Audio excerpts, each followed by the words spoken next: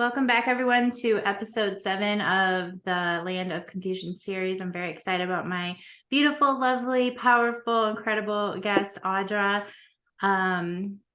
Would you start us off with a prayer? Absolutely. Thank you. Okay.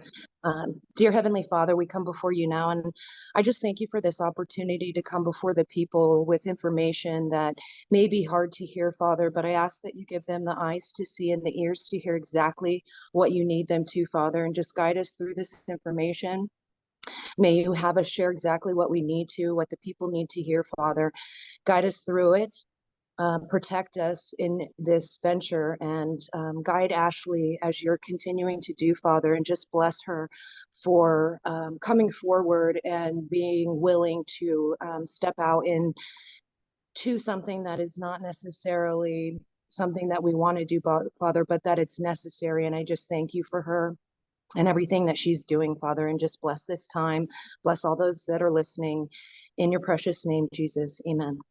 Amen. Thank you so much. So thank you for coming on. I know that I actually didn't ask you. I do this thing where there's some people I'll ask, but then there's some people who've been through a lot that I feel a sense of responsibility that I don't want to put pressure on anyone whatsoever, because I don't know what the aftermath will be. But you actually told me recently that you were ready to share. And I have so much respect for you and your courage. And before we kind of get into the ins and outs, because we can talk about our experience, your experience, and how we got to this point of being friends, will you just let everyone know about your life and who you are? Sure. So, most people know this. I mean, I was an actress at one point, and so they like to use that. But, that was my dream when I was younger. It was something that, I could actually make people feel something. And I was like, wow, I'm actually good at something. When I was like 14, I'm like, I'm moving to California. I grew up in Colorado, and I was like, I'm moving to California. I'm going to be an actress. Actually, I wanted to move to New York, and I was like, I'm not going to make it. I will be in a cardboard box. So I'm just going to go to California. And so I moved out here when I was 18 years old in 99 to pursue that. And pretty soon I got an agent right away and started working, and it was really fun. But then I realized too that it's an industry that makes you compromise everything that just basically your soul. I mean, it's something where you're having to do things that you wouldn't necessarily do, but you look at it as like, oh, well, it's just a job, I'm just making out with all these people because it's a job kind of thing. And, I realized that what my dream wasn't really what it was, because I also experienced a lot of things in that industry that were very evil. And you know, I didn't step out of it willingly. I got sick. In 2010, I wound up getting the swine flu, and kind of never got better. I started having numbness all over my body, and I didn't really understand why. I was going to the doctors, and they're telling me nothing is wrong. And I'm like, so I'm supposed to feel like I've got Novocaine everywhere? This is super weird. And about 6 months later, I had a fall down a flight of stairs and injured my back, and wound up just getting all these crazy symptoms like double vision, and just I didn't really understand what was going on, but I wound up being diagnosed with MS. And about 6 months after that, they did a spinal tap, and I was paralyzed from the waist down because the doctor hit my nerves 3 times. And after I kept telling him, sir, that hurts, he's like, oh no, it's fine, it's fine. And after the third time, he said, oops, I was using the wrong size needle. And I was like, oh my gosh, like, I was telling you that this isn't You're right. paralyzed. Yeah. And so for 8 years, I was paralyzed and in a wheelchair, and I was very sick. And I thought I was going to die that way. I spent my day sleeping. If I went to the store one day, it was like it would take me out for a couple of days, just because of how, MS affects you. The fatigue is insane. I'd just be sitting there, and I feel like I'm tired, and I'm like, I'm not even doing anything. It's just like me sitting here going like, I feel like I just ran a marathon. Yeah. And so I spent a lot of time I was on 100 pills a day. I was Big Pharma's perfect customer. And I thought that I needed the meds. I thought that it was something that was helping me, but I didn't really understand that it was actually killing me. It was really bad. And so in about 2018, so about 4.5 years ago, I was really, really sick. I was having such bad seizures. They were throwing me out of my chair onto the ground. And at one point, I wound up slamming my head into the cement and split my forehead open, and had some pretty severe head trauma. And I went through um, a pretty crazy spiritual experience. It was like spiritual warfare. And it's weird because for a long time I couldn't talk about it because I was like, I don't understand it. I don't know why this is happening. I feel like I'm crazy, and I'm trying to tell people that could never even experience this, something that happened that's so unreal. And it's like, I have an imagination, but nothing like that. I mean, and so I wound up going to the hospital because of the head trauma. And when I was in there, I was like, I got to get out of here. I felt like they were going to kill me. I didn't know what was going on, but there was this like spiritual warfare thing going on around me. It was like I was almost in two dimensions at one time. And it's really hard to navigate that because it's like you're not experiencing what I am, but I'm like going through these two different things, and they don't collide well, and it's like I'm trying to navigate that and figure out like really what that's all about. And when I got home, I wound up hearing God speak to me, and he said, "Get up and walk, or you'll never walk again." And I said, "What?" I'm like, "Who's?" I was like a loudspeaker. It was like I've never heard, and I thought, "What?" And I heard it again, "Get up and walk, or you'll never walk again." And I just felt prompted to get up. I was like, "Oh my gosh, okay, I got to get up." Like, I don't even know. Like, it was, I can't even explain it, but it was just this desire to be like the voice was, I don't even know how to explain it. But so I got up, and it was like, it was very stumbly, and I was very, I was like walking through water, but I was like, I just got to do this. And then literally, I mean, I feel like he was doing that because of what I was just about to experience was very dark. It was, like literal hell. I mean, I can't describe it in any other way than that because it was like physical. I physically felt things. And it was as if like all of a sudden I was in another dimension, and it went black just like that. Like it's daylight right now, and then it just goes dark. And I have animals, and it's like none of my animals are there. And I'm like, this is so weird, but I'm in my house. So I'm like, I don't understand like what's going on here. And so I'm crawling around because I could finally kind of crawl. And for 3 days, I went through the most terrifying spiritual warfare that I mean, like I said, I couldn't even make this up, but I was literally falling into the earth. I felt my stomach drop. It was like a very, it was really, really dark. But at the same time, I just started praying to God, like, please forgive me for every sin that I could think of from the time I was a child. I just didn't know what else to do. It was like all I could do was call upon him to help me. And I just remember when I'm falling into the earth, I remember at one point it was like, because I mean, it makes me sound, and people are probably going to be like, see, she's nuts. And that's fine, because I know God gives us things and we're supposed to share it because it can help others, and we're not supposed to go through it alone. And I'm not ashamed. I used to be ashamed, and I used to be like, I can't tell people this. I'm like, this is just, or even that I was walking. It was like, how do you explain that to people that have no idea, and they just want, to make it sound like you're crazy. And so it took me like a good few years before I could really come out with this. And but I remember it was like they wanted to bring Jesus to hell, and I was like, you can't bring Jesus to hell. I mean, he's already been to hell, which is not like, I don't know why I'm trying to save him, but I was like, take me instead. I was like, I deserve it. I was like, I would rather you take me than take him because he didn't do anything to deserve that. And it's like, I haven't lived my life the best. I mean, I'm not a horrible person, but it's like, so then I deserve to go. And I remember it's as I'm dropping into the earth, it was like pieces of my body would dissolve into sand once I hit the ground, like at the bottom, and then it would come back up and it would be restored and go back down and happen again. And for me, it's like, I don't know if that's him like dropping off the pieces of me that needed to go to hell to come back up and be restored. It's like, it was a very, very crazy experience.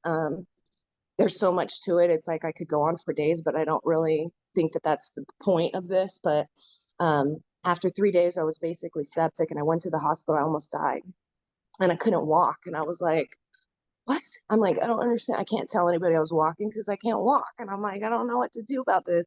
And so I wound up going to a rehab facility. And actually, to be honest, my dad took me to a drug rehab. And because when I was at the hospital, they were like, oh, she doesn't have MS. It was like some doctor that looked at my brain. And I mean, I've been seeing a neurologist for 8 years. It's like he knows what was going on. He knows that a lot of the stuff in my brain had actually been clearing up, which was really good. And so my dad was just convinced that I never had MS, that, you know, because he had known that I was walking. He believed that I actually wanted to be sitting in a chair, and that I chose that it wasn't something that happened and I had no choice in it. And I just thought, wow, I can't believe that you think that I would actually choose that. And so going to this drug rehab, I was like, I'm not a drug addict. And I was like, but this place, and when my dad was telling me this, I thought it was because there was a walking facility there. It was like state of the art. And I thought that's where I was going. And I didn't find out until like just before I was going to be there that it was actually a drug rehab.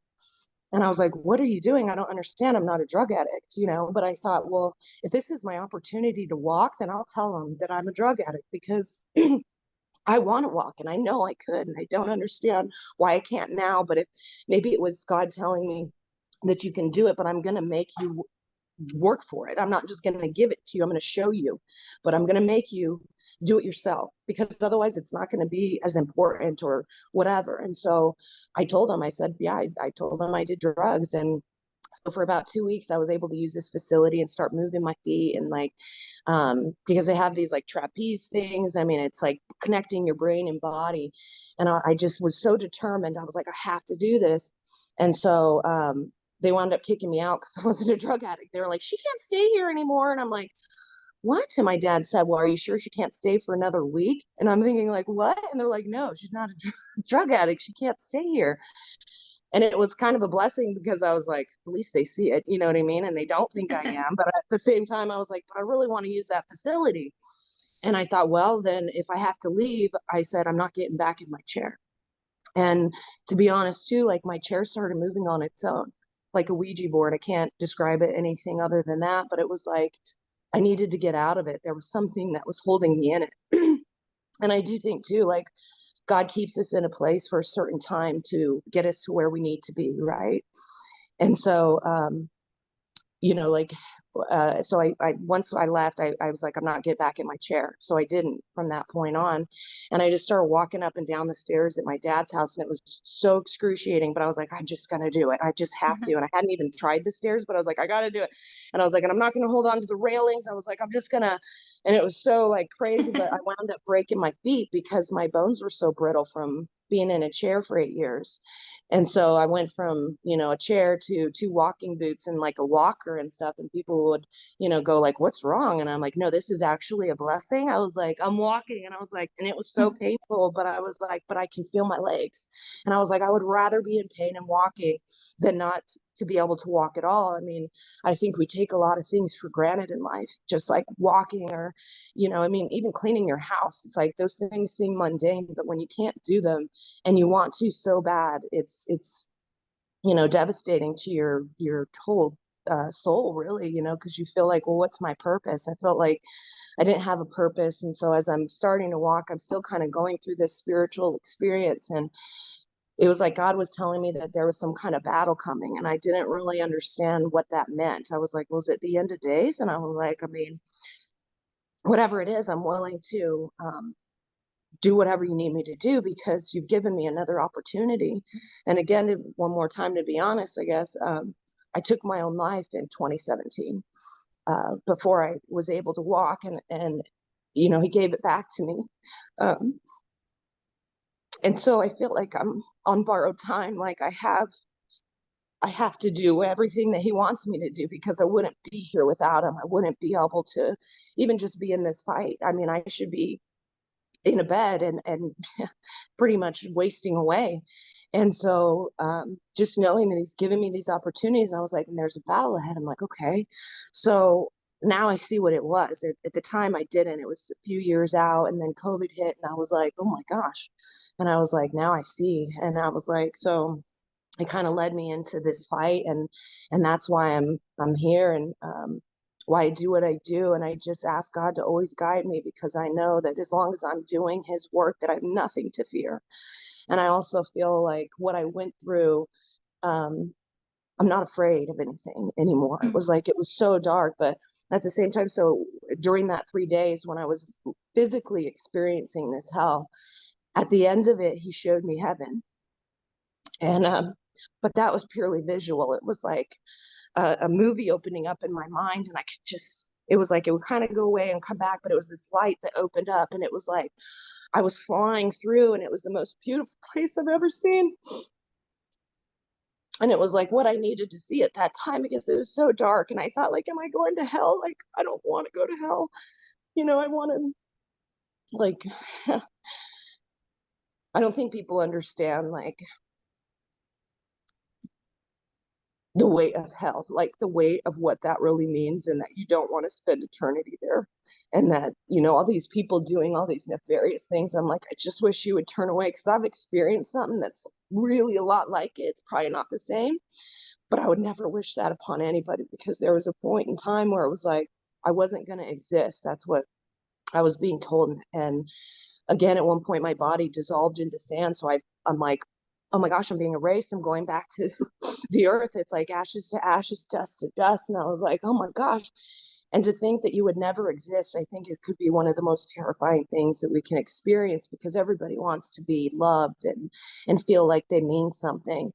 And so for me, it was like, oh my gosh, like, now I just want to do everything I can to make sure that I don't go, that other people don't go. And I know that that's some people's fate, and that that's their choice. And it breaks my heart, but it's like, I want to do everything in my power to make sure that we get this place back over center the way that God wanted it to be. And so that's Yeah. why I think I fight so hard. I mean, got me crying over here. It means so much to me because I know you now, and I'm putting together not only that incredible, difficult time in your life, but I'm thinking about once I finally started to get to know you, which we'll come around to later, how that happened.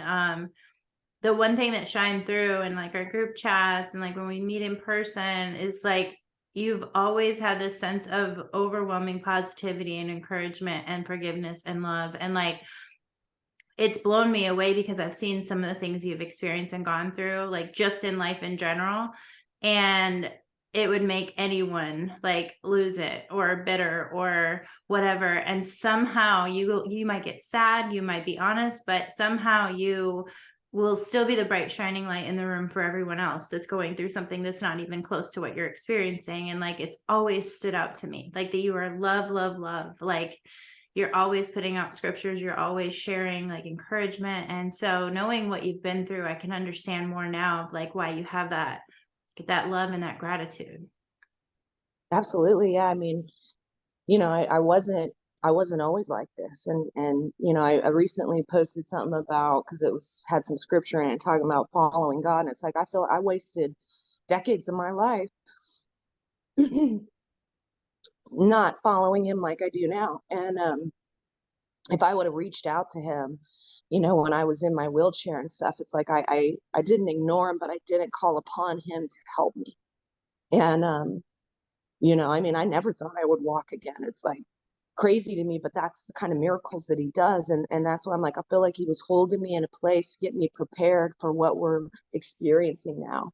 Yeah. And I mean, I couldn't be more grateful. Like, I'm not on all the meds I was on, and it's been a trusting journey. So it was like, I just trust him more and more because he keeps showing me. And that's the thing. I think we don't trust enough or see the things that he gives to us, or we don't appreciate it. We kind of toss it to the side instead of going like, thank you so much. And like, what else can we do together? And like, I mean, I've never felt so like purpose filled. I mean, for the longest time, I was like, oh my gosh, I have nothing to offer.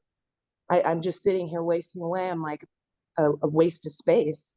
And I was like, I just hated that feeling. I was like, I always wanted to do something that was meaningful.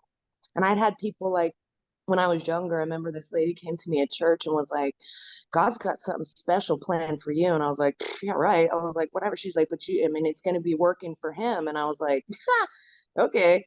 And I just thought, she's nuts. I was like, I don't know what she thinks that's going to be. Plus, because I was like, I'm doing acting. And I was like, that's like, I'm basically going against him right now, And so I'm thinking, I don't know what that could be. And now I see it. And I'm like, it's so fulfilling, and it's so amazing too, because I feel like, and that's why with this fight, I'm like, people are, I kind of say lucky, but I don't mean it, but it's like I'm someone who I would, more be aggressive and kind of be like, don't do that, I don't know, I can't explain it, but now I'm just more like I'm have more grace, and I want to, join people together as opposed to being like fighting with somebody and just like breaking up a friendship. I see the purpose in us being united, and Mhm. that's really important to me. And from the beginning, it's been extremely important to me, and I've worked very hard to do it. But the sad thing is that we can't always be united, and I learned that. I Mhm. learned that in this, and that was kind of heartbreaking. But at the same time, we all have our place in this. Like when Yeah. we're on my radio show and we're talking, it's like we're a symphony, and so we can't all do the same thing, and we can't all be on the same page, and there's a reason for that. Some Yeah. of it's to bring other people along, some of it's to help you grow. It's like, who knows what it is, but there is a greater purpose to that. And I think if people can see that and understand that God's will is supreme and it's high, his ways are higher than ours. And that's why I'm always like, man, I have a hard time praying sometimes, because I'm like, I feel like I'm praying against his will. So I just kind of go, whatever your will is, like, that's Yeah. what because I'm like, I feel like if I'm saying I want this, then it's not your will. Then I'm like, uh-oh, I don't Uh-huh. know. So I just trust him so much that I would rather just like, whatever it is that you want, I'm good Yeah. with that. You just guide me along the way. And half the time when I'm like speaking at a board meeting, I'll be like, Holy Spirit, speak through me as I'm driving there. Like, I'm like, just go before me, stay after me, be with these people, like the board of supervisors, whatever it is. And I'll speak and be like, what the heck did I just say? But I'm thinking, I asked Jesus to take the wheel, and then I'm always going, I sounded like an idiot. And then I listened, and I was like, oh, okay, that wasn't that bad. I was like, okay, I got you.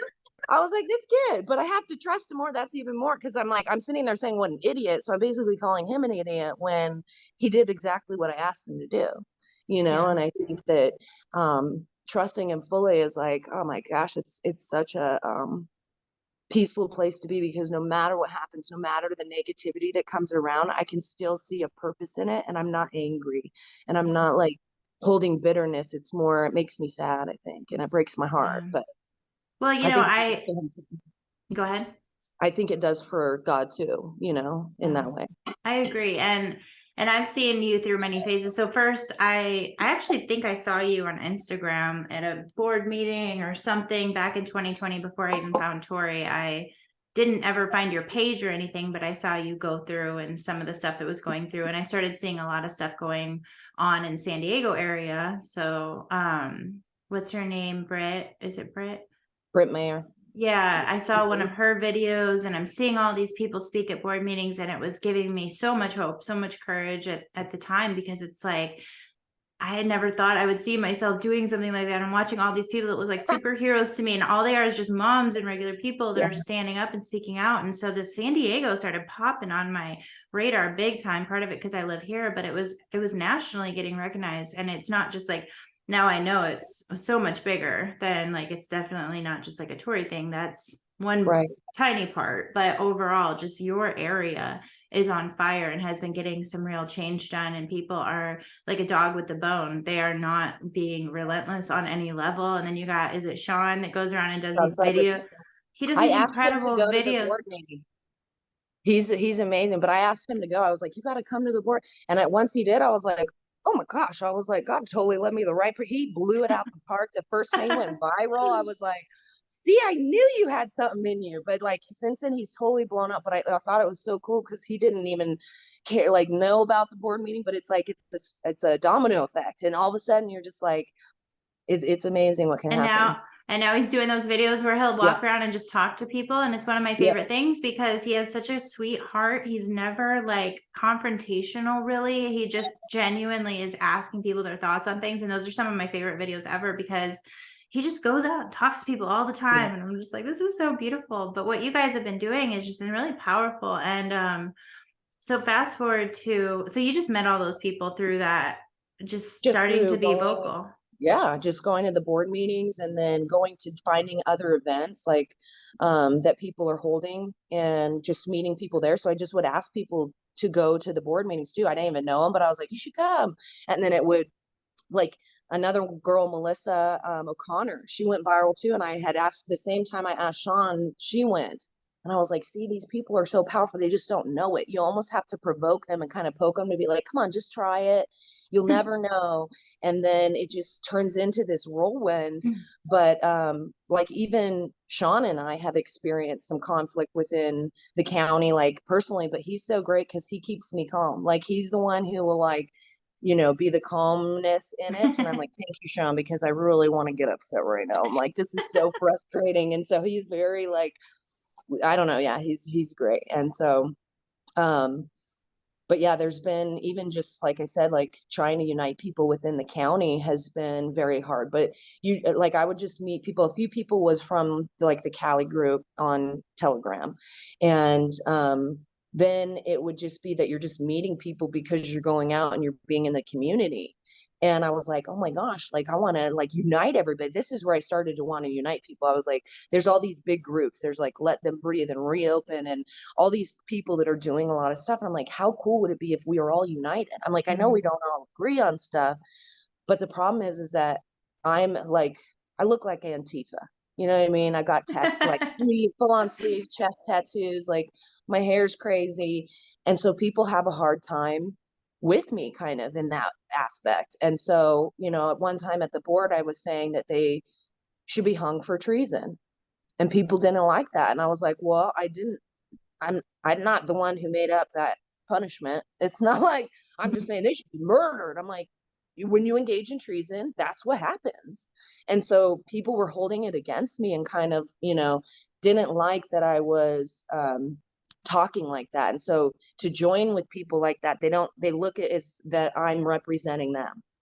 Right. And so they kind of want to keep you at arm's length. But as time has gone on, and we've gone through this like for a couple of years now, people are more welcoming and they kind of see why I'm so passionate, and they don't necessarily kind of hold me at arm's length. They're like, I appreciate you for always standing up for what you believe in and always showing up. And so Yeah. there's always kind of a wave where you'll go through conflict, but I think it always kind of comes around too. Yeah, no, exactly. And I think that that's a great point, is how we're growing and evolving and changing. And I mean, 2020 was like panic mode. Everyone's just like, wait, what? Like what, for me, it was a huge shift. A lot of people, is like, we were opened up to this whole world of darkness around us in the political sphere and all of that, and watching what they were capable of and how quickly they were going to start doing it, like immediately, like, nope, you have to do this right now. And I was like, wait a second, daddy government just got a little abusive. So that was like freaking out. And then the friendships lost. And then fast forward to now, like wrapping up this year, I feel like the whole last year has been us in our groups, whatever group it is, and we're all in some sort of community.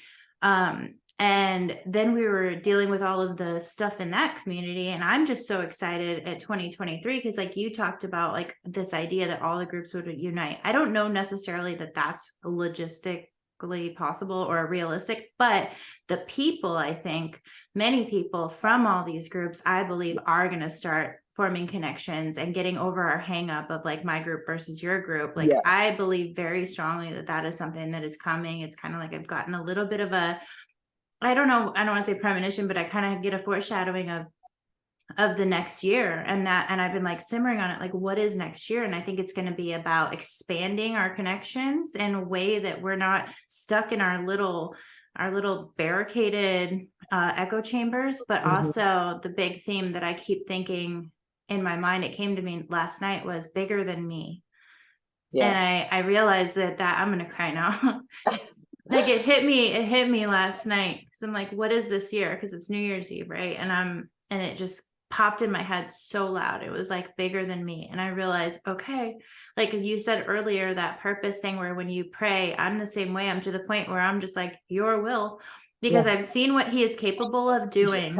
And all I had to do was show up. All I had to do was say yes. And half the time I don't understand what I'm doing in the moment, but then I watch God like do something amazing with it. And then I see how like he's leading this person way over here towards me and leading me towards them, and this person towards this person. And I'm like, all I did was walk this direction because you told me to walk this direction. And now my world is like God did all the cool stuff. Like, so I'm at the point now where I'm like, I am so full of faith, and all I'm going to do is say yes to whatever he wants.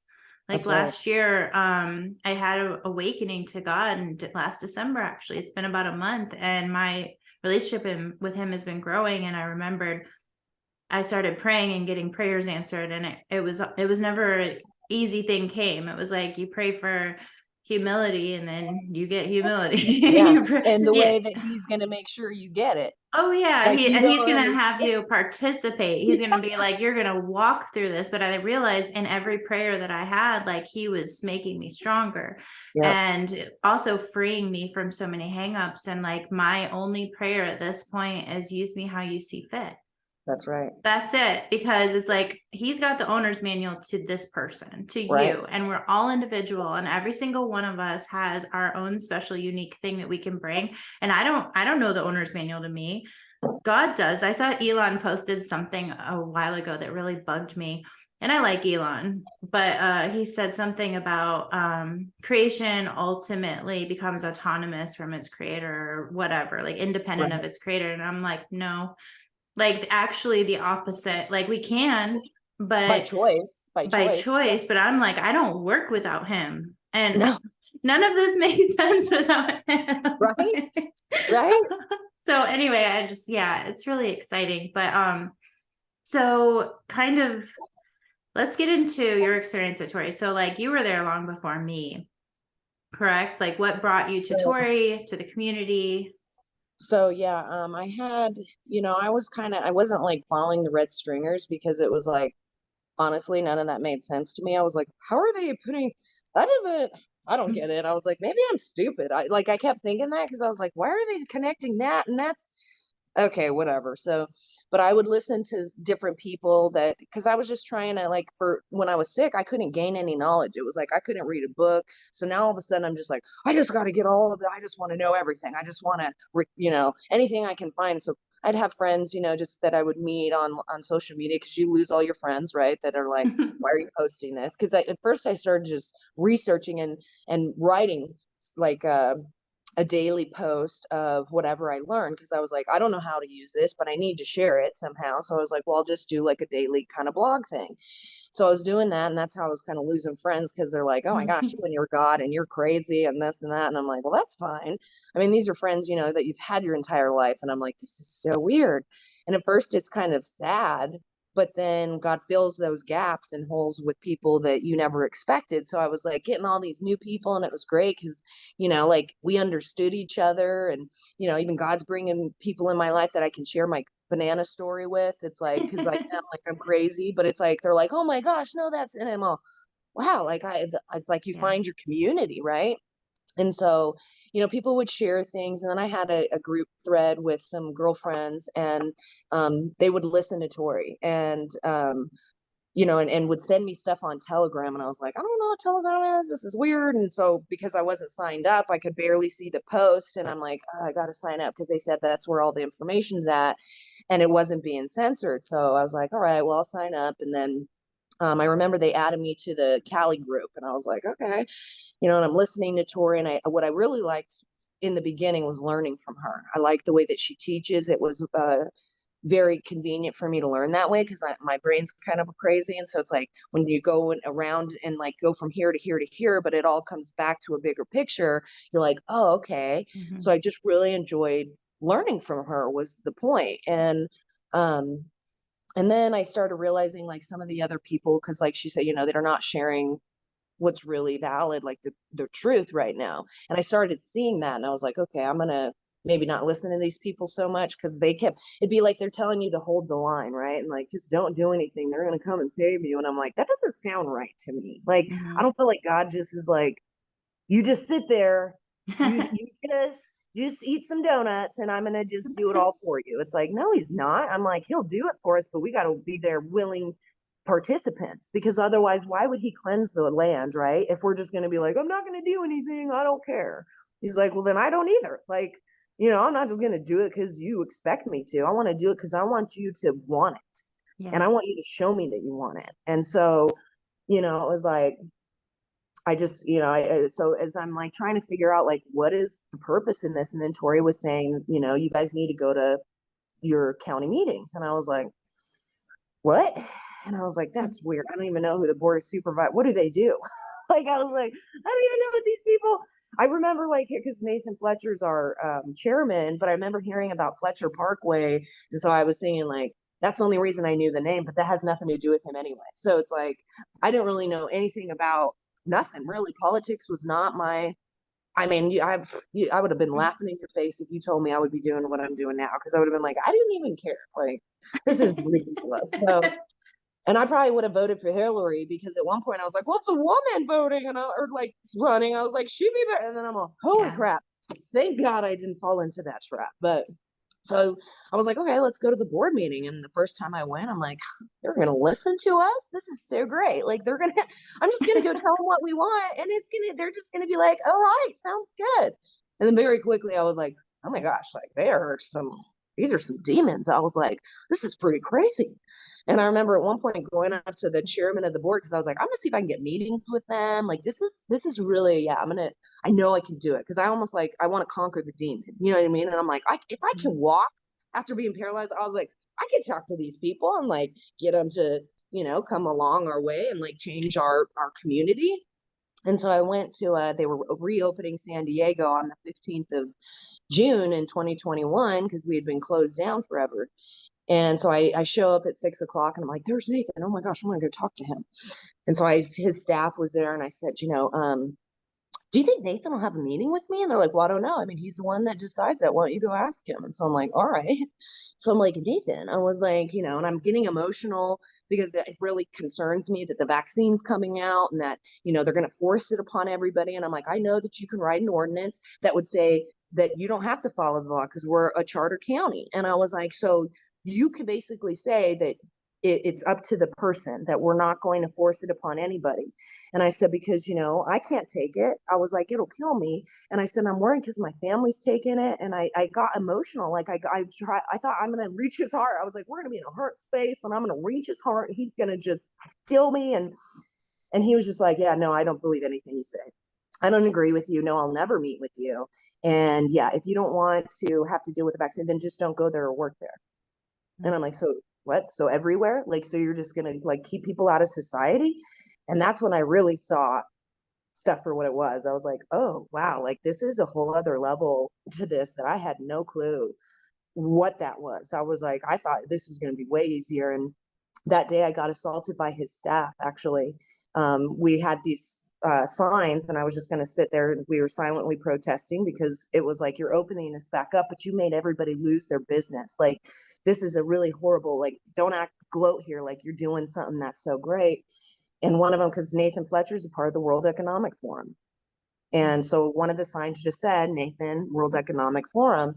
And his staff, he was so upset that he had his staff come over and try and yank it out of my arm, but I was like holding on to it tightly with my fingers, and he pulled me so hard that it injured my arm. And I did a citizen's arrest, and they didn't wind up arresting him. They just gave him a ticket. But this was like kind of my first experience with the sheriff, and like they were very willing to help. And so I thought, like, oh, they're cool, because they witnessed me be assaulted. So they followed the report, and the city attorney didn't pick it up. And they were actually for a little while using that for a reason not to talk to me. Like, other board members are like, oh, there's litigation in the county and with you, so we can't talk to you. And I was like, no, there isn't. First of all, they haven't even picked it up. Like, it's still in the city attorney's office. But anything that they could do to use to keep me at arm's length, they were. And and then like the sheriff would get more aggressive and stuff like that, and we, whatever. But it just became something where I was like, in the beginning, I thought I wanted to change them. And then I realized that that's not the case, but that I want to show people what they're doing. Yeah. And I want to expose that fully, because once I started, like in the beginning, when I went, I was just looking at COVID and the agenda, and I didn't look at the rest of it. Then once I started to, I was like, oh my gosh. I was like, this is Agenda 21. I'm like, this is totally, and people don't see it. And I'm like, because it's all encompassed in one, right? If you look at everything individually, it doesn't seem that bad.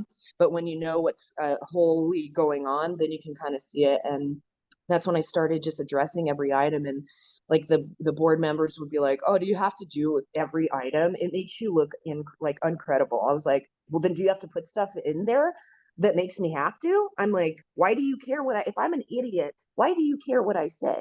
But that's the thing. They know we come with facts, and they know that we come with stuff that is making them look like turning their plan upside down kind of, and exposing it to the people. But that's the thing. I'm like, if I was full of shit, why do you care? Yeah. Why do you want to stop us from speaking? Because if it didn't matter what we said, you wouldn't care at all. So how many, you go every week? It's every 2 weeks, For how but they're, long?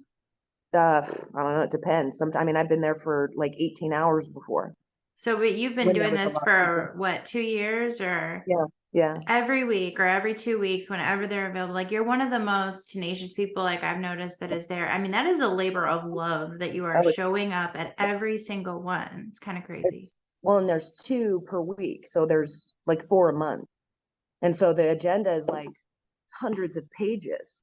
And it's like every time I'm always talking about, I'm like, they're psychologically raping me right now. It's so bad. I'm like, It's so crazy that you're that like that dedicated. Like, I don't know, it's really commendable. So, were you gonna say something? well, I just think it's really important to know what's going on in your Yeah. world, right? We pay attention of stuff in the nation. I'm like, but nobody sees what's going on in their own county. And I'm like, Yeah. that is where it's most important. Yeah. So So back to, so one of the things you mentioned that we need to address is like you were assaulted. At this point, anyone in the community knows there's been a handful of videos going around of you. Like, I don't know all the details. I know you were, wasn't there, you refused to wear a mask at one point and oh yeah, were, so DHS, Department of Homeland Security, at the Social Security office, um, assaulted, took me to the ground, and two men threw me to the ground to get my ID because I couldn't wear a mask. I can't wear a mask. I have seizures and blackouts, and I was like, I'm not putting that on my face. And they gave me a ticket for conformity to signs. So basically, if there's a sign on the building, you have to pay attention to it. It's like they got to find something because it's not illegal to not wear a mask. You know what I'm saying? And they're not yeah, willing to accommodate for people, but it's pretty crazy because I was like, holy crap. And people think that I like set that up. I'm like, I don't, first of all, I don't got no money to be paying the police to do that. They do it for free. Um, I'm like, I'm just yeah. kidding. But No, it's but like, talk about that. Talk because there is allegations. Let's just like drive like yeah, in your that, words, there's allegations that you're a crisis actor, that right. you are getting that you're trying to get people In danger in danger or or arrested, which is arrested. interesting because I've never seen you ever try to get anyone to do anything, but No. Or have myself be arrested, but I'm just standing up for what I believe in and my rights. And I know. And the funny thing is, DHS, when they were, I got the discovery when I went to court, which they dropped the ticket. And but they said, she said that she only listens to the supreme being and she doesn't have to listen to anybody else. I was like, yeah, I said I only listen to God. I was like, you could say it, but you'll probably burn, who knows. But I was like, and they're saying, that what was it? Thing. I'm drawing a blank right now, but it was so outrageous that I was like, are you kidding me? I was like, none of that. You guys are you didn't mention in there that you tackled me to the ground as I'm like backing up, going, don't touch me, but they over abuse their authority. And it's like, why did two men have to do that? What woman? And why would I pay people to do that? That's ridiculous because it's not shining a good light on me. Why do I want to do that? You know what I'm saying? But the people will go back and look at my IMDb page, which is for acting, right? And that's when they're like, she's a crisis actress. I'm like, well, if you look in there, the last thing I did was in 2005. Okay. I was like, so, I mean, at what point? So I'm still getting paid. Okay. Have you seen me in like some, like shooting where I'm like at the hospital? I mean, that's what you see is that's there'll be a crisis actors. continual, yes. Exactly. Exactly. And I'm like, So but me being this is arrested, that has nothing to do with that. Yeah. yeah. This is kind of like as I come into the community, I am told once I became an admin, by multiple people that San Diego is like full of infiltrators and that you're a crisis actor. And I was even like, oh my God, digging on you. I think I used the INDP thing against you once in main chat. I was just like, oh yeah, is this you? And which is so stupid because we live in California and I know people that have IMDb's like it's not even a big deal. Almost everyone does. So anyway, I'm using this against you, but I don't have anything that means anything other than what I've been told. And I'm sitting there thinking I'm doing something good because this whole idea was like, there's these infiltrators Right. in San Diego and we've talked a lot about all of this infiltrator stuff on this podcast, but for you in the community, I think you probably are one of the most, or were at the time. I think it's totally simmered down at this point. Some people needed to keep it alive constantly, like the admins in Cali were obsessed with you and like, oh my God, she's posting a scripture, we have to get rid of her. Like, I don't know, Which there's this, is, but they didn't say that, but I'm just saying, like, all you did for the last like many months was sometimes you'd post a scripture and they literally needed you gone. But the point is, so when I come in, I realize this stuff, and everyone knows my story. Like, I get out of the admin stuff because I realize like how fucked up it is. And then you're one of the first people I reached out to and apologize. And I had to apologize to a bunch of other people. But where were you at this time? Because it was really like, you've grown so much since then, where I saw that you didn't engage anymore in the bullshit. Like but at the time you were. And yeah. to your credit, you defended yourself because you were constantly, in my opinion, being piled on. Like, I saw you getting called horrible things and being attacked all the time online. So like, when did that really start in the community for you?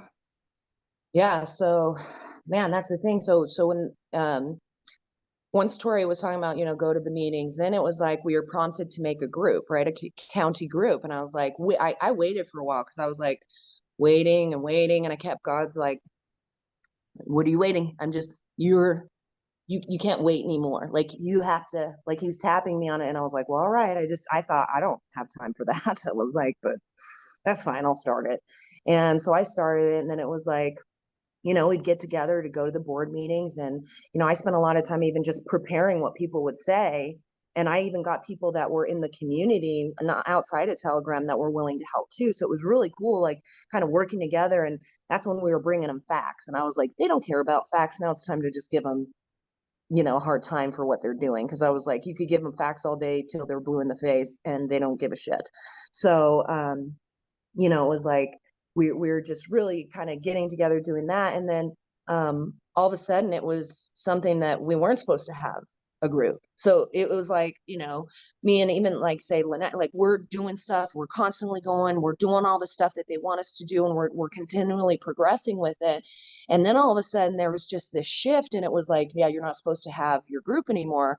And I'm like, we'd been, and then we started doing meetups and stuff. So it was like we were already being like getting community together. And I thought, I don't agree with that. I was like, that is super destructive to what we're doing.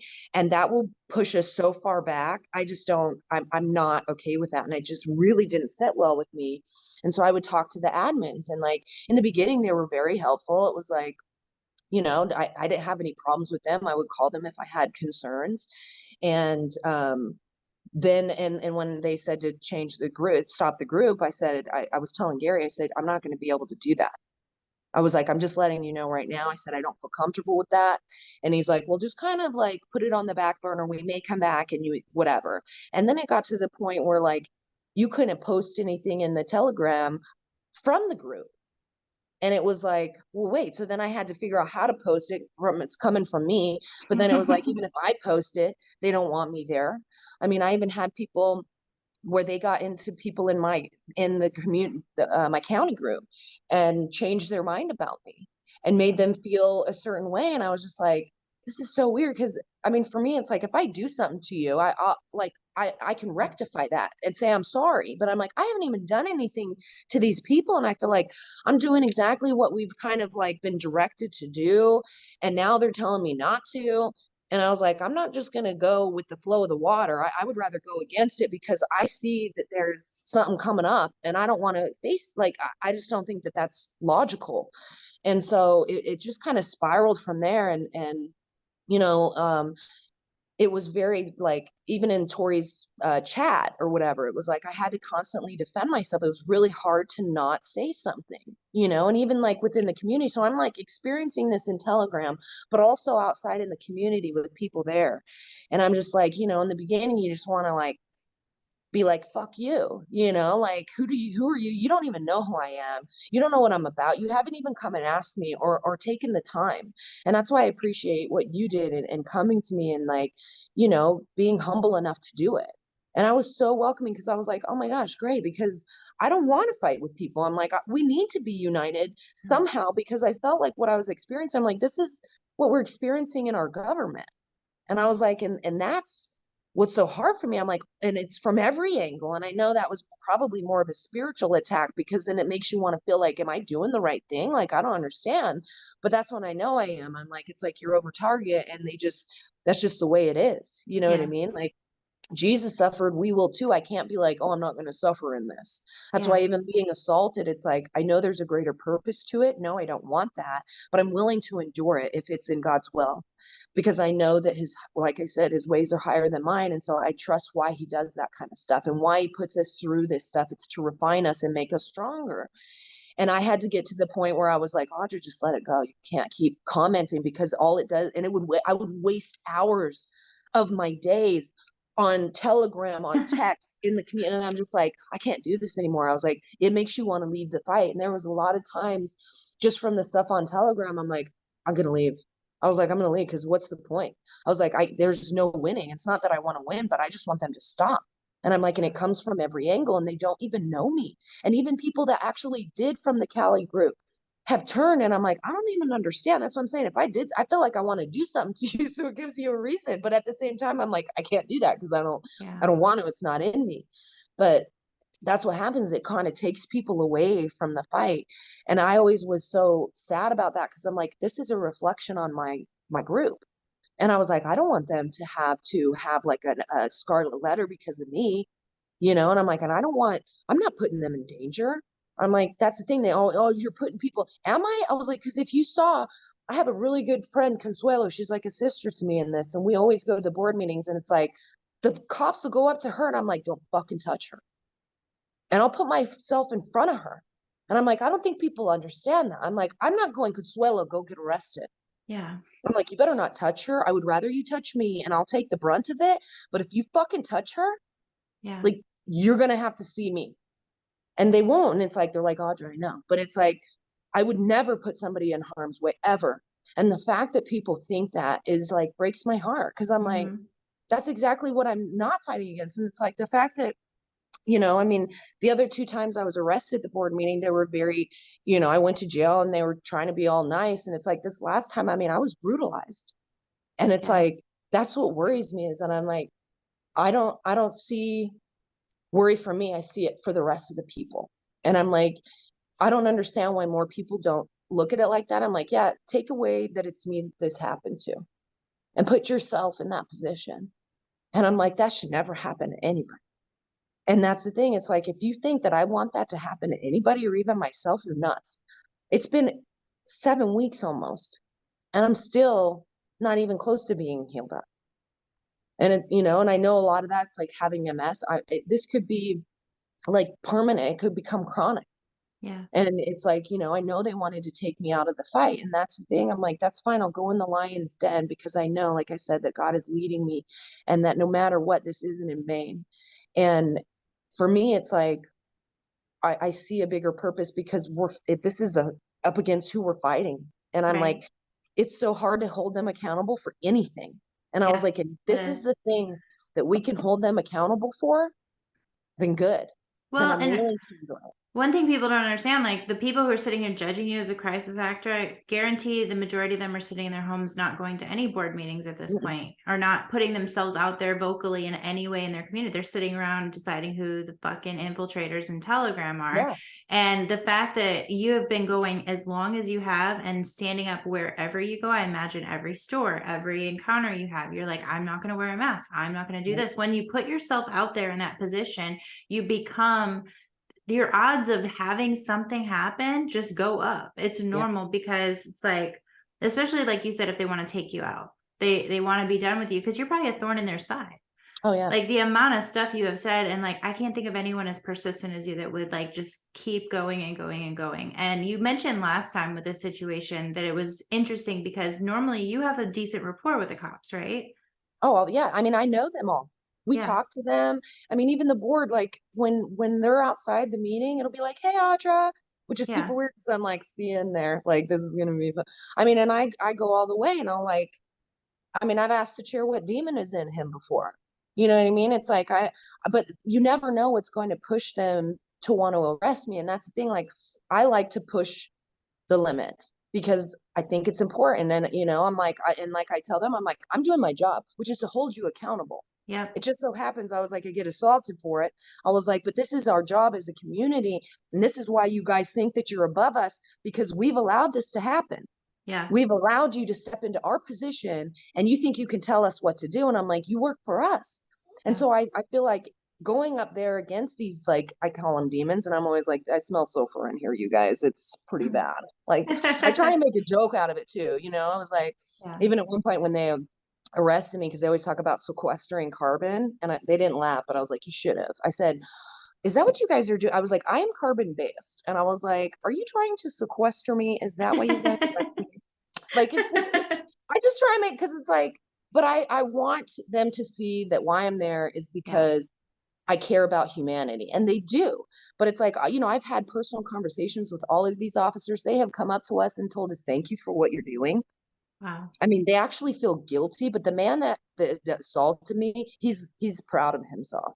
He Yeah. is very, like, he smiles. I saw he's still there working with the people, even though it's in an internal affairs investigation. And I'm like, you guys can throw me in jail for speaking freely. Hmm. And this man can roam the streets, even though he brutally assaulted a woman. Yep. All And while wasn't the his boss or whatever missing that day or not there? So the sergeant, yeah, the main He's sergeant usually that there, was, right? yes. And Okay. the protocol that they usually do, none of that happened. There was no they didn't even tell me I was under arrest. And I got a ticket for resisting arrest. And I'm like, but what am I being arrested for? Confused. Wow. And, they're like, you just have to follow the rules, Audra. And I'm like, no, that's not how it works. I said, we're going to be here again because you have to follow your oath. I was like, you took an oath to the Constitution. And I'm like, you guys don't even. And so every time I come in contact with them and I'm always presenting this kind of stuff. Like, I'm always trying to get to them and be like, don't you know what your job, like, I wish I was an officer. There's no way in hell I'll ever be one because I would uphold my oath. Yeah. And it's like, we've taken oaths, right? Like, and I look at that as a badge of honor. I'm like, I'm willing to do whatever it takes. If you want to kill me because I'm standing up for my rights, then so be it. That's what comes with it. But I Yeah. think so many people aren't even willing to stand up, and then they want to condemn the people that are. I'm like, I'm showing up every time because I'm holding these people to the fire. And I don't care if they don't like it. That's what I'm saying. It's like, I never know what's going to get me arrested. The time before I got assaulted, that month before, I stayed at the podium for like 15 or 20 minutes after I was done speaking while they had collars on, staring at the chairman and praying with holding my Bible.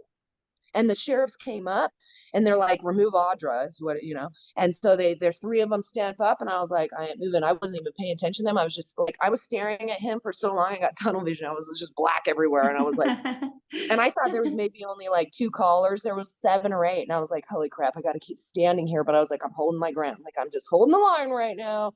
And then as soon as they were done, they ended the meeting and I left. So it's like, you never know what's going to piss them off so bad that they have to take me out. It's like, that's why I push the limit, not to get Yeah. arrested, but to go, nothing you guys do is consistent. You don't even know why you're doing it. Sometimes you just want to shut me up, And it's you peeling know? back a lot of that bullshit. Yeah.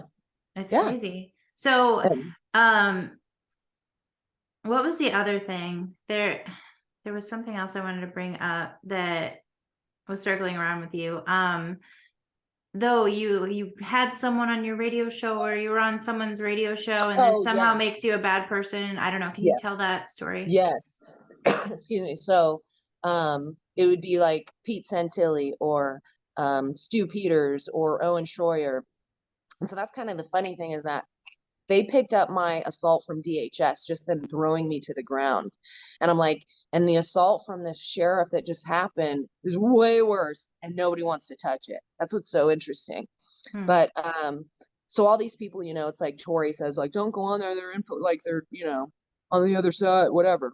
And I'm like, but if they're willing to share something, I'm like, for me, it needs to get out to the public. And I'm like, as long as they tell the right story, I mean, if they spun it in a way, then that's not good. And that's usually what our news does locally is they'll spin it. Like they always want to ask me questions. I'm like, why are you asking me that? Because I'm not going to give you an answer you're going to be able to use. And Right. honestly, with the news, I usually like to do that just so they can't use it. Cause I'm like, you're going to spin this on me and I want to give you something you can't, cause you're not going to tell the truth. You're not telling people what's really going on, but you want to use us as like something to spin our whole movement and make it look like we're bananas. Yeah. So, whatever. But so for me, when, Stu Peters and Owen Schroyer and even Pete Santilli wanted to have me on, that's a funny thing. And I've never told anybody this, and I'm going to do it now. I told Tori about that. I said, Tori, I want to let you know because I knew that she was getting death threats from Pete. And I was like, I want to confront him with it. And I was like, I want to use that as an opportunity to do it. And he had me on for like maybe an hour. I thought it was going to be pretty short, but it wound up going quite a while. And I said her name 3 times. Like, I was like, oh my gosh, I don't know if you know Tori. I was like, but she's running for secretary. Like, I was playing kind of an aloof, like, and then I was like, yeah, she's even had death threats. It's crazy. I need to listen to that interview. Yeah. And then I said, but she's the reason like I got active, it was kind of funny. And so I guess people on the chat, which somebody told me later, because it's on like, or I don't know, whatever, like social media that it goes on, there's a chat. They were going, no, she didn't. Did she just say Tori? Like all this stuff. But everybody started condemning me for it. And I was like, you don't know that I told Tori. And she goes, hey, babe, it's okay. I can't wait to watch it, kind of thing.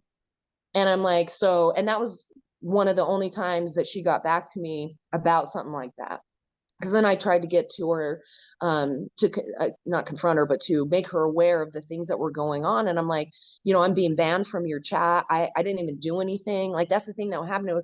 I'm not even posting. And all of a sudden I was banned. I was like, I was going back and forth with people before when they were trying to, shun me. And now I haven't even done anything and you guys kicked me out. That And was the that's what, weirdest part is the banning happened. There was like one purge right before the election, which is ironic when it comes to holding an election to get rid of a right, bunch of people you don't like. And you're also running, but no conflict there. right. But there was like a San Diego purge right before. And now I believe personally that they knew that that election was coming because now that I know the people that are close to Tory were the ones that kind of were doing it. Right. And I know so much more of the story, but it was like they just purged you guys out of nowhere, and you hadn't said a word in a very long time. Didn't Jess get purged, or she was banned? And She yeah, did too. Yeah. it was a Even like bunch of Mike, people. and it's like people that don't do any, but maybe I think it's because sometimes they'll defend me. And that's why I try and tell them, like, don't do Yeah, that. Like, I think it's I because don't the want, vote. right. It was right before an election. Yeah.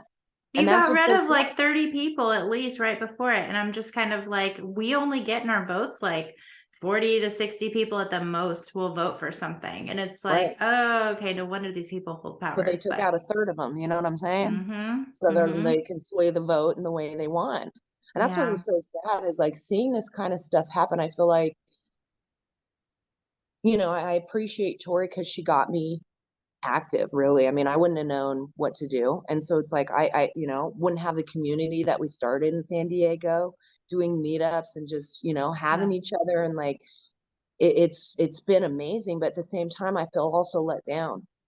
I feel like you know, that it's been more of a dividing thing. Like they've worked so hard to divide us. And I'm like, and no matter how many times I reached out to her or tried to just be like, hey, like, I don't understand. Cause I didn't even remember when she had that Zoom and she's like telling people do what Audra's doing. And I'm like, I'm confused. This is weird. But I was like, that was great. Cause I was like, oh, well, at least maybe these people can see. Cause a lot of times too, they'd be like, well, if Tori didn't say it, we can't do it. And I'm like, we can't be holding her on. I can't focus on everything. She doesn't know what's going on in the county. I'm Right. like, so for me, if I just focus on what she wants, I'm leaving my county behind. Yeah. And I think that that's what happens a lot is that we leave our own hometown behind because we're worried. We're doing all these calls to action that take us outside from that. And I'm not saying that those are bad, but I think that they distract us from what really needs to be done. And then if it, like I said, if Tori didn't say it, like they don't want to do it. And I'm like, yeah, but what about this stuff that needs to happen? I mean, even like with my assault, I was trying to get people to call the sheriff and the DA and different things like that. And there were people that did just on my behalf, and I didn't ask them to. But I feel like even with that, it's like people almost aren't even willing to do that because it doesn't come from Tori. I'm like, but that helps move the needle forward because if we can hold these people accountable, I'm like, we have to. And I Yeah. don't care what form it comes in. Yeah. It's like, and if this has to be it because all the other stuff is so great and it's a higher mountain to climb. It's like, this is something that's simple, that if we all stood up and said, no, we don't want to do this, but it's even, this is another thing, like when I started doing rallies, like I used to hold Mhm. rallies every week for the sheriff, the police, and the fire department their freedom to choose. So we were doing things, or other places where it was like a business was making their employees get vaccinated. Like it wasn't a protest, but it was like a rally outside being like, everybody has the right to choose this, right?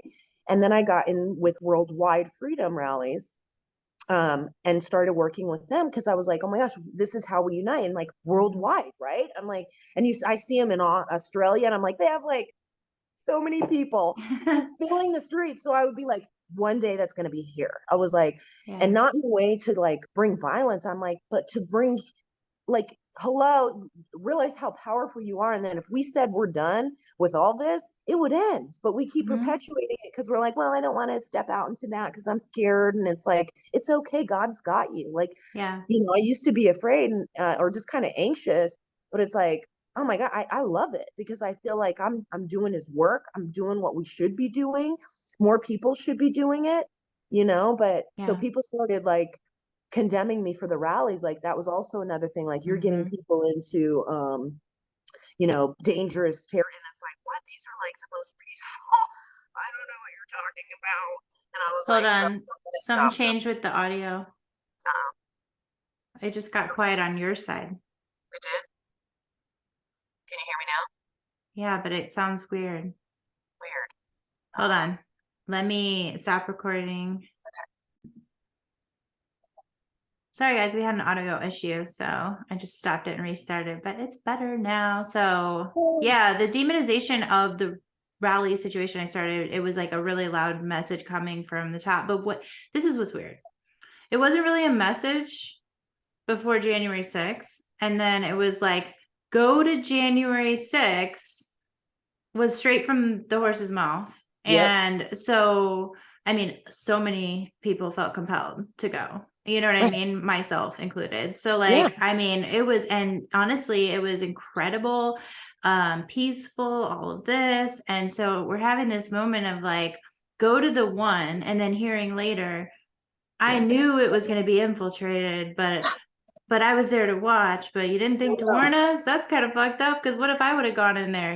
Like I didn't, but what if I would have? It was like Right. the environment felt like you could just accidentally go in. And then before going in, she's telling us these messages, which it's kind of fucked up unless it was accidental, of like, that's your house. The Capitol's Right. your house. Right. You paid for that table. You paid for that chair. You paid for this and that. And so for some reason, when I'm there, that's in my mind. And you don't think violence, you don't think infiltration. Like that was totally not something we were warned about from the person who knew it. But then you're thinking, that's my house. And like, I could see why so many people just waltzed on in, and you see these videos of little grannies and stuff like, oh, we're on a tour of the Capitol. Like, it was just totally like understandable how someone could get caught in that trap. And so you tell everyone to go to like the biggest infiltrated psyop of the century towards Yeah. MAGA. And then it's demonization for little things that like where in people's hometowns, that where they get together, and then you find out that anyone standing together, you're now looking at them like, is there a bunch of them? Are they outside? Is there 10 of them? Then that's a rally, and that's bad, because you guys are going to get arrested, or you're going to get some random person pretending whatever. Her excuses were so out there that I can get why people wanted to stay home. And not only that, it's this person is next to this person, so therefore there's this association, and all of Yeah. these groups are bad, and so don't talk to anyone in any of these groups. And it's literally like we get divided and divided and divided and divided in this process, to where you're afraid to go anywhere, you're afraid to do anything, and you just sit home. And every 3 months or so, there will be a CTA to write a letter, and everyone's like, look at me, I wrote this letter, and I'm Yeah. saving my country. And and I'm not knocking those people. No, it's I was great. that I have Yeah. sent all of the letters. Like I was so excited, and I believe intention matters, and I was Yeah. proud of that work. I still am. I learned how to write my own complaints. I learned how to hone my skills with Yeah. talking to friends and stuff. So that's beautiful. But it's interesting, the mixed messages, and it makes me sad.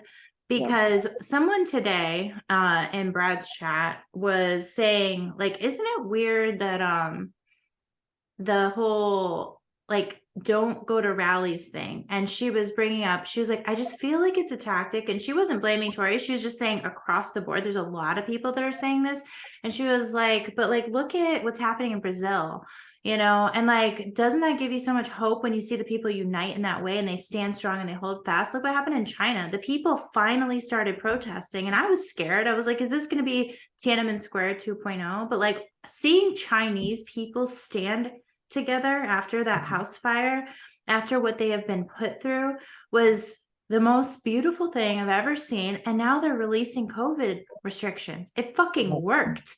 See? And then you saw what happened with the truckers in Canada. And like, even if it doesn't achieve a result, that gave the world hope. There was so many trucker convoys that started, and yeah, it was infiltrated. Who gives a shit? Because I have Canadian friends who were so beaten down, so like isolated, because they were devastated that there was no hope. And they were finally like, I have hope again. And he was seeing like they were revived in their spirit. They were getting what they needed. And I believe that that's why Trump does rallies, because he wants us to see, look at how many of you there are. Right. Like these are rallies, like, and you could be infiltrated outside of a Trump rally, but it doesn't matter. The people coming together is powerful. And Trump knows this because he knows that it's optics.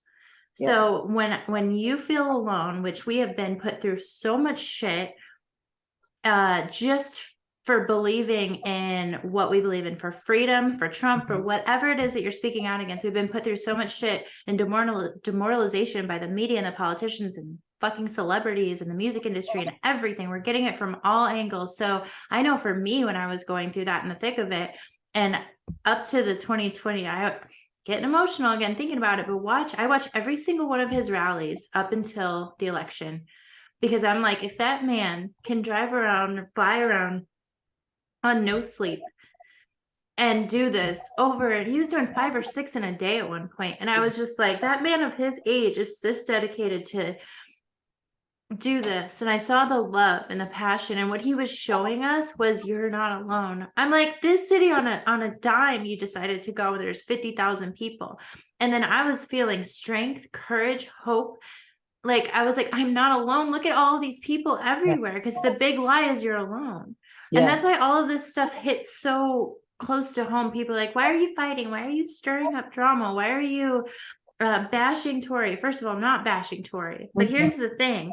I don't give a shit if it's Tori doing it, allowing it, or it's just all these shitty admins. All I know is that the fruit of it is fucking isolated people who are attacked and abused on a daily basis. It is the suppression of speech. It is the suppression of freedom. It is paranoia. It is anger, hatred, accusations. The people who are coming in, and I hope you stay off for a few days, because every time a person puts themselves out there, they get it, coming from whatever version of people want to come and start throwing stones. But I'm noticing the people coming in, whether well-intended or not, whatever, they're proving to Tori that they're a good little girl or whatever. They're so nasty. Yeah. It's like, how dare you say PTSD? It's almost like someone's opening up their heart and sharing how difficult this was for them, and they're kicking them. Yeah. How dare you say that? Like, and it's almost like, I don't know. It's just, I'm looking at the energy of it and I'm sad for them. I'm not even mad. I'm sad for them. And I'm just like, what happened to us? And why, how hard would it be to stop this? I know I'm going on a tangent, but then I know it doesn't have to be this way. And this is how I know. I recently connected to an old friend because the last fight we got into, I met her in the Awakening movement on Instagram. We've done podcasts. We became friends really quickly. And then some things shifted. And the last time I talked to her was about Tori. And I got in like a little argument with her because she didn't trust Tori, and I don't know, it's so embarrassing to even admit that. But at the time I was just kind of like thinking that she was doing something shady and whatever. Anyway, I find out recently that she started Exposing Flynn Network.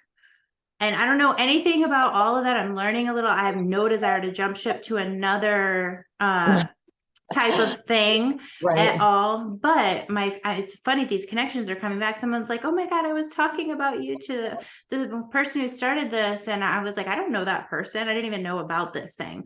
And they were like, no, it's so and so. And I'm like, really? So I called her, or I didn't call her. They were having a live chat. So I popped in their room, which is pretty decent size. They have like 17,000 in their channel. It's pretty Yeah. good.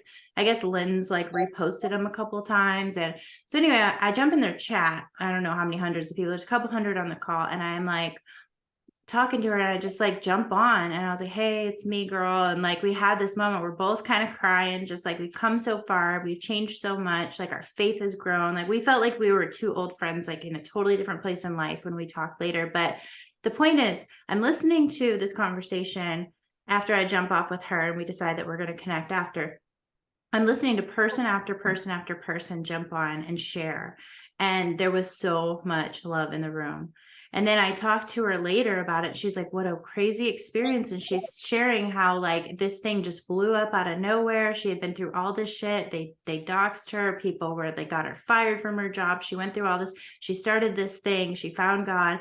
And she says they'll come in and do these tactics. And she was describing everything that goes on in Tori's community. She said, but what she does is she gives them love, which Tori says to do, but nobody actually does it. But she's literally describing, as a non-Tori listener, what Tori has always said, and she's doing it. And she said, it's like they just quit coming around after a while, because I keep telling my admins, no, just love them, just love them.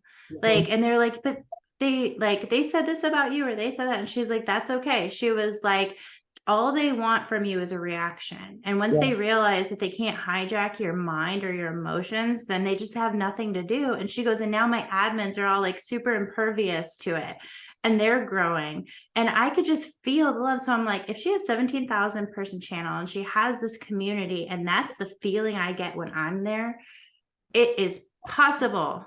Yes. Oh my It God. doesn't have to be this bad. You can't write it No. off like, well, we're all infiltrated. No, you can have standards for love. Anyone who is in a position of power, who treats people like shit, bye. Yes. We're here to save our country. We're here to Yes. build people up. We're here to form connections. We're here to, I'm yelling at this point. I just No. get passionate. I'm like, I know it's possible. It's not that hard. It's about having a code of ethics for the people you put in positions. Yes. Well, and not being, I think that it's become something where it's like a whirlwind that comes and you got to constantly follow it around to keep up with it, right? And it's like, but that's not what we're supposed to. It's like you still need to have your own navigation on to go, wait a minute, I'm not going to do that. Mm-hmm. And I think that I mean, so let's bring Luke into this, right? Mm-hmm. Like I feel like with that, I mean, they wanted to do to me what they did to you. Many people, right? And like, oh, how can you? And it's like, well, first of all, I'm not about silencing people. So like, even if he wants to talk about Austin Steinbart, do I believe the same thing? No, I don't. But is it my duty, if I'm fighting for the freedom to speak, to stifle him and be like, you can't Yeah. speak? That doesn't make sense to me. And that's what people wanted me to do. And I'm like, but then that goes into, well, he shows up for support, right? And he's actually like, the funny thing, I mean, because he's been there to video these arrests. So that's part of the reason I think people think like, oh, but it's like, no, we're just documenting what we're doing. And he's been able to do that. And luckily he has the video of like my assault, because otherwise we'd be relying on the officers and they're probably get rid of their body cams. Like, Yeah, it's you know, evidence. It's important that it yes. was recorded. Yeah. So all of it is. And I think, I'm like, so you want me to basically tell him not to come to a meeting or not to show up to community, to just Yeah. basically go away? And I was like, yeah, he's someone that, I kind of got to tame sometimes, because I'm like, Luke, oh my gosh, right? But it's like everyone's like that, but I can't be like, I'm going to ostracize him and get him out of the community and away from the fight. And I know that's what they want to do with a lot of people. And Yeah. I very felt that very strongly with me. And it's like, if I would have done that, I would have been no different than all these other people. And it's like, that's not what we're fighting for. I can't be a hypocrite. It's like, Yeah. there was this freedom rally that they were doing, and I was supposed to be a part of it, because I usually like to do marches. Those are what makes that's what I love is like in my rallies, we'll have a march around downtown. And that's where I'm like, we need to have like 20,000 people Yeah. one day. It'll be so great. But also, and I wanted to add is that the police always know when I have a rally. So it's like people think I'm putting you in it. Okay, well, the police are there and we have escorts. So how am I putting people in danger? So even if Yeah. Antifa came or somebody else, they got to stay away. It's not like they could just come over here. I'm Yeah. like, so that's what people don't understand. They're not just like not thought planned out, And now I forgot what I was gonna say. Well, you're talking about Luke Yeah, and and the so pressure to not, or to kind right, of, and like, kind of get him out of the group, or people are like, oh, I mean, some people think we're both FBI informants, and I was like, for what? I mean, what am I no, that's the informing them about? admins, not the people who are banned. I know, that's what's so funny. But the sad thing is that it's like, yeah, Tori, like ask people to go to J6, right? And it's like, these are okay. It's like, but then if I'm trying to support the police so that they can be on our side, I'm like doing something wrong. And I'm like, I don't understand that. It's like all Yeah. the things that we have been like, I don't know. We can't hold people up on a pedestal. We can't be like, this is the only way. Yeah. It's like we have to come together and be like, you know, we're stronger together. And the more that they keep us just like the government does in these boxes and like, do you check this off? Are you this? Are you that? Instead of just being like, okay, we have more in common than not. Let's quit fighting each other. I mean, I'll even go up to Antifa and be like, hello, why are we fighting? Like, it's the government that's doing this to us. And they'll agree to that. And I'm like, so then Yeah. why are we fighting? I'm like, I don't understand why you guys are so upset. Like, even with them, it's like, it doesn't matter who it is. We have to find some kind of like common ground. Yeah. Otherwise, we're going to lose our nation, Yeah. And it's like, that's what I don't understand why somewhat Tory allows it or allows these people to like be in charge of stuff. Cause I'm like, if like Jessica, she's my admin, so if I let her just run rampant and do all this stuff and people are coming to me and being like, like we're hurting here, it's like people are actually hurting, they're being taken away from the movement because they're, like you said, afraid to speak, afraid to show up, afraid to just like find community. Associate. Yeah. Yeah, and it's like, then we're never going to get anywhere. But if we can come together on a just like let all that go. I mean, if all these people doing this would think about, like, you don't even know the people you're doing it to, No, not at all. That was you the know? thing, is like,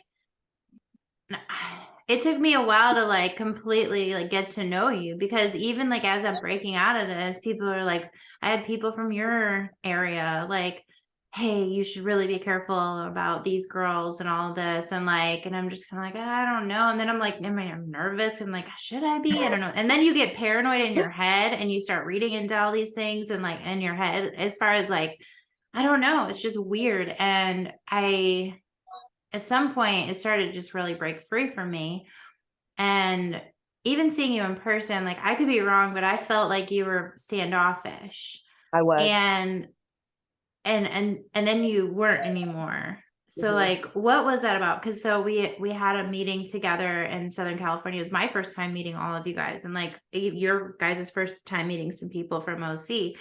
And it was a really beautiful day at the beach and all of that. But like, there was a change at some point. Like, what was that day like for you? I've never even asked you.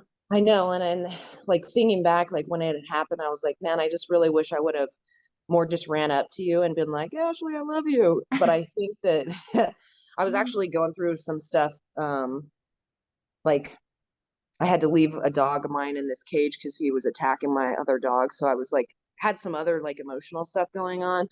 But I was still weary because it's like of all that I've experienced. And like when I usually meet people, I like to sit and observe.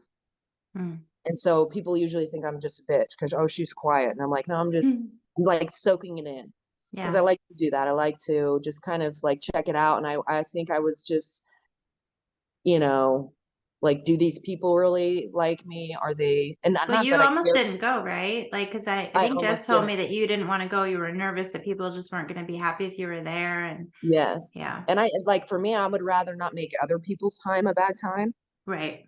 Like if it's going to make other people uncomfortable. And she was just like, no, come. And you guys are like, come. And, you know, like if for real, at one point I was just really like, I'm not going to do that. I'm not going to put myself back into the situation that I've been in, because this could be a setup for all I know, but also at the same time, I'm like, I didn't think that with you. I didn't think like, oh Yeah, my it's gosh, okay if you but I did, but just mean yeah. like, no, I Yeah, didn't. But I think I was just, unsure. I was very unsure. yeah, And then as time went on, I was just like, oh, this is so great. Like, and I think part of it too is like the other people, I wasn't sure, it's because like I'll see stuff from like the people that were in my group, and they'll be talking about stuff. And so I'm like, man, are these people telling me that it's all good? And then it's like, I'm going to get there. And, I just I don't want to put myself in a situation, but at the same time, I'm like, I also have to be willing to face that, yeah, and just maybe I've got this fear that shouldn't be there. And that's yeah, really what it was. And so I was really glad that I went. And, I look forward to when we can do it again, because I think it is really important. But that's yeah, part of the thing too, is that, and I'm not going like, it was my idea, but like I wanted to do a nationwide meetup and a statewide one. And when I brought that forward, it was like, I had to step back and not even be able to plan it too, because I told you, I'm like, nobody's going to come.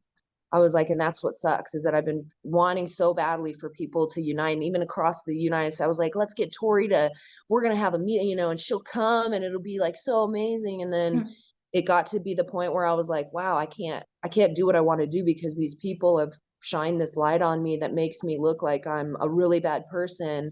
And so for me, I'm like, I felt like I was destroying the movement because of it, so that's kind of why I stepped away even from Telegram, because I'm like, you know, if I'm seen in this way, and it's keeping people from doing stuff, then I would rather step away and give them the space so that they can feel comfortable and not feel like I'm gonna put them in harm's way, or that what I'm doing is so bad, you yeah. know. No, I get that feeling. It's really heartbreaking, and I hope people understand like how messed up that is in general, and how easy it is to fall in those traps with people, the way that we judge these people behind accounts we don't know. That's kind of the whole point of this series, is you don't know until you know. And like I have been in a girls chat with you and a couple others for a while now, and it's just been the best thing ever. And now we have our new uh should we tell them the name of it? Yeah. Our agent provocateurs chat, which is only for super trustworthy people. Right.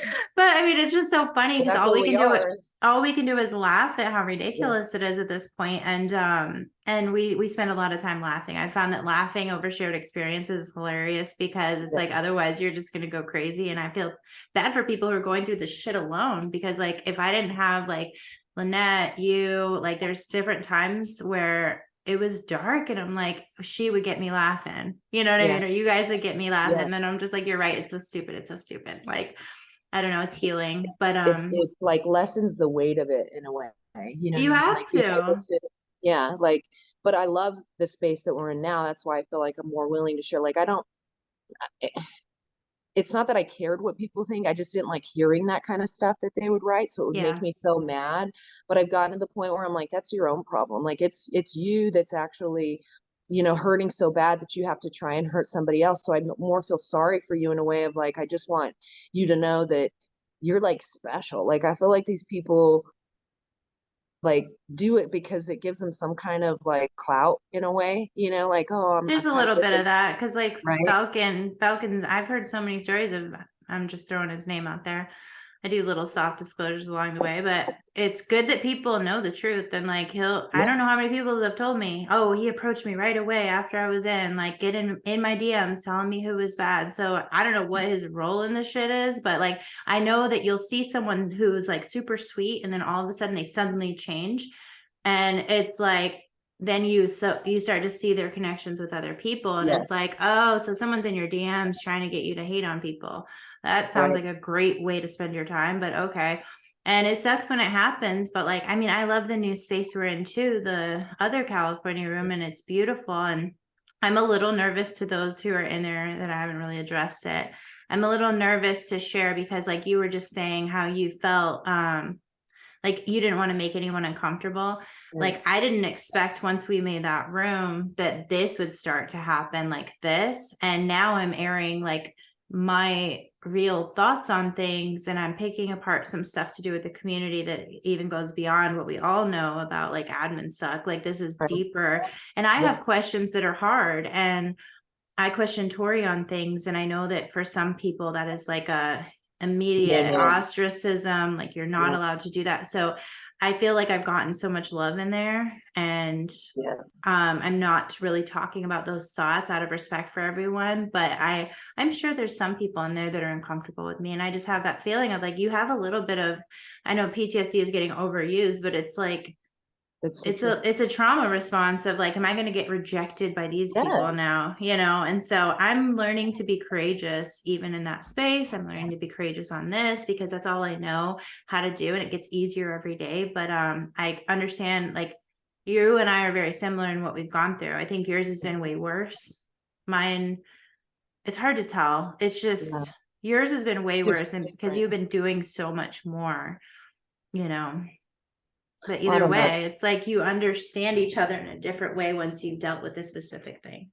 Yeah. And like giving us a space where we're like, it's just loving. It's so great because it's what it should be. And I think about like, imagine all these people working so hard every day to shine bad light upon us, right? It's like, Yeah. man, if you were doing stuff in your community, imagine like what could be done. It's like you're directing it in the wrong way, and you're actually keeping us from progressing as much as we could be. Instead of helping us push that boulder up the hill, you're like trying to Yeah. push it back down, going like, you're not going to make it, instead of going like, let's do this together. Like, we're going to get to the Right. top of that. You see that next mountain over there, we're going to conquer that one too. Like, it'll be so It great. But would be amazing. We like, have so many ideas among us. Like, if people felt comfortable to share, like, what would we accomplish? I love how Tori talks about, I'm not in like, you don't want to be in a room of khakis. Essentially, we have right, a room of like khakis and people who have to follow orders. It's like, yeah, you have your law enforcement types, and then the people who are kind of freaked out, or like they're proving how loyal they are to these people or to Tori or right, whatever. And it's just like, we don't have the messiness and freedom that comes with freedom of right, speech, freedom of all of that. And like, when you do have that messiness, it's like, it's uncomfortable and it's weird, but like, you never know what's going to pop up. right. And I mean, just being in Brad's chat, which I wouldn't recommend anyone go to, especially not you right now, because I'm not if you were going. in there, they always like show up and attack right after an interview. Yep. But Yeah. being in there is really uncomfortable, but because you have everyone with a different take, a different feeling, a different agenda, whatever. And I'm like learning that that's really beautiful, that like, I don't have to control it. Like, Right. I don't have to make it perfect. But I've also noticed I can say whatever the hell I want. It's like, and there's people in there that hate it that I do, but Right. I could still do it. Like, imagine Yes. if Tori's chat, if I could be like, wait, Tori, I don't understand what you meant on this show. Like, that was a Yes. conflict to this other thing. And imagine if there was like healthy dialogue amongst her people. Now we can actually ask those questions in this space. And it's like, people don't like it, but they can't do anything about it. They can't like kick you out or like, No, but it's good. It's like we should be questioning everything. We should yeah, be questioning even Tory, everybody. I don't care who it yeah. is, even Trump, say. Mhm. But you do that, and then you find things out. It's like if we don't question anything, we're just going to believe blindly all the crap that needs. And I feel like you're saying, it creates a good dialogue, and like it can open your mind up to something that you didn't really even think of before. Yeah. And it's like, I'm not condemning Tory either, but it's like, but we hold people on such a pedestal that is so dangerous. Well, It doesn't and matter who. when you watch the messaging change, even if there's Yes. reasoning for it, it's like people who are straight to the letter of the law or the words of Tory. Right. Like, the problem with that is when it changes, they lose themselves. So then they Yes. become dependent. Like, you don't learn a lesson like trust your gut forever and whatever. And then when it changes to not trust yourself, just as an example, that's not a real thing, but I'm just saying, when it changes you no longer dependent on you.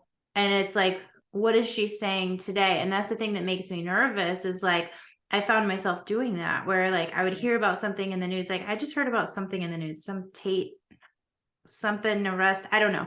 I don't even care. Right. But I guess everyone's talking about it. I saw my Instagram, and I just don't have the bandwidth for it right now. But Normally I would have seen something like that, reserved judgment or held judgment, Mhm. and then waited for Tori's show for her to address it so I knew how to think about it. And that's Right. crazy because I'm a super independent person. And Yes. but I realized I was kind of doing that with everything. Like I think I understand this, but I wonder what Tori says. She'll tell me how to think about it. And like I'm not saying she's doing that intentionally. I'm saying Yeah. that was the byproduct of what happened with me being there. Right.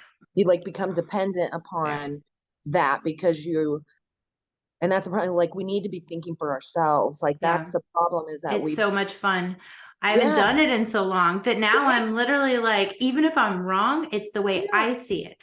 yes, It doesn't fucking matter if I'm right or wrong. It's the fact that this is what I'm reading, this is what I'm getting from it. And trusting my gut is really hard when someone's voice is in my ear 2 to 3 hours a day, mm-hmm. describing all the narrative around said situation and this thing in the world. It's like where's the time to trust my gut? Right. And how do you use it? How do you hone in on your discernment if you're looking to somebody else's discernment? Yeah, I feel You like know, there's it's a, you like, know what it is with her, like, and I've noticed this. I feel like, you know how it's like every year, it like kind of starts over. And I've noticed there's almost a pattern and people call it deltas. They did this with Q2 or whatever, but like it's almost like you're taking the same class over and over and over again. right. And so I almost see it for me as like it was like it was time to get out of college because I graduated and Yes. like just stay there. All of a sudden it's like, no, I'm wasting my time. I'm taking the same classes, I'm learning the same shit, but I'm not actually applying it to my life. So I mean, I feel like one cycle, 1 year is pretty damn good of Tori. Well, And then it's like, now yeah. go do something because it starts Yes. to repeat that. Like she just did the Ollie show. I'm like, I've seen this show before. I didn't watch it. I was skipping forward and looking. And I was just like, it's all, I've seen this before last year, which is Mm-hmm. fine. But yeah. But yeah, like I think that, not like, oh, I've gotten all I need from her. I don't think that's the way it works. You know what I mean? But it's Yeah.